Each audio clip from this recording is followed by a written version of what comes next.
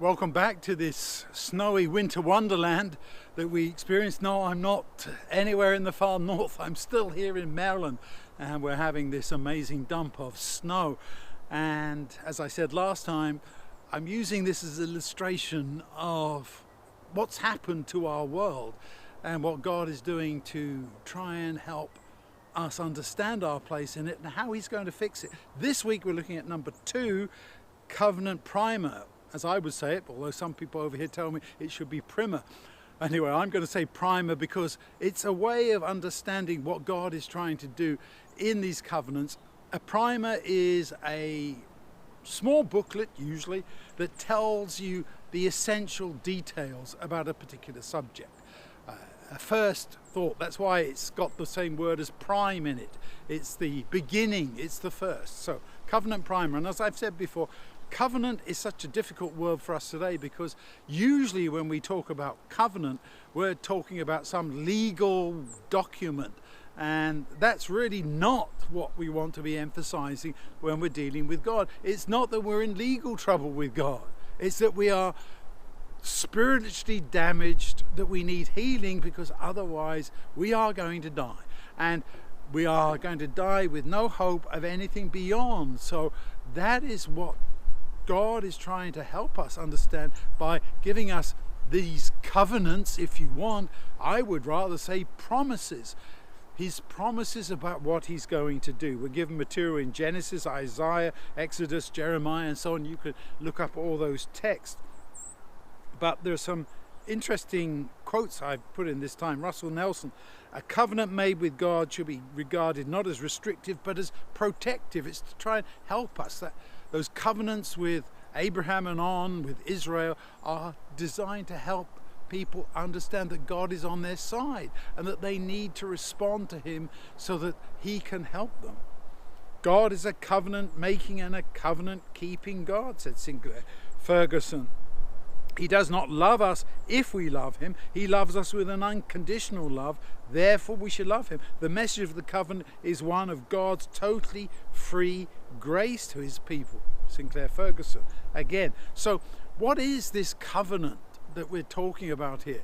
We see the Abrahamic covenant and on down through his descendants to Isaac, to Jacob, and to the people of Israel.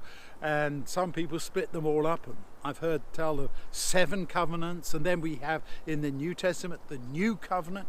What are we talking about? Why are there so many covenants? No, it's all the same in reality. It's God promising to look after His people, to save them, to heal them from their sins, and eventually to take them home to be with Him.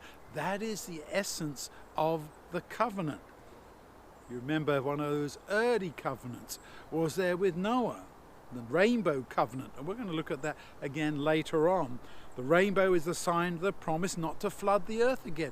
Whenever anybody saw rain falling, especially after the flood, you can imagine Noah and his descendants were going to be thinking, oh no, it's raining again. Do we have to build a big boat? Do we have to go back to the ark? Are we going to be there for a long time because of a worldwide flood? No. God is saying, I'm not going to do that again. And as somebody once said, God doesn't send another worldwide flood because the first one didn't really work. And there's some truth in that, isn't there? Noah and his family, while good in a sense, as we see what happens after the flood, things go back. And after this reboot, God is still having to work with His people, still trying to encourage them, still trying to get them to do what is right because it's right.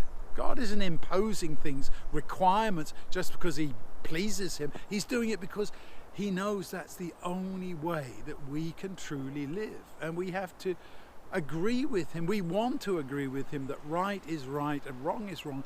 Not because God says so even, but because there's an intrinsic principle there that we also agree with. And so you have a lot of material there. This time, I said, we don't have time to go through it right now, but pick it up, look at it, and look at this primer about what this agreement is all about. That's the word I prefer to use. That's what I've used in the Free Bible version as I've translated it. the agreement, and it's already on God's side. He says, this is what I'm going to do for you. All you have to do is say yes. So this very week, I'm imploring you, please just say yes to God and let him heal all that is wrong with you, your sins, your bad tendencies, and most of all, let him pick you up in his arms, hold you close to him, so that you can be home together with God forever.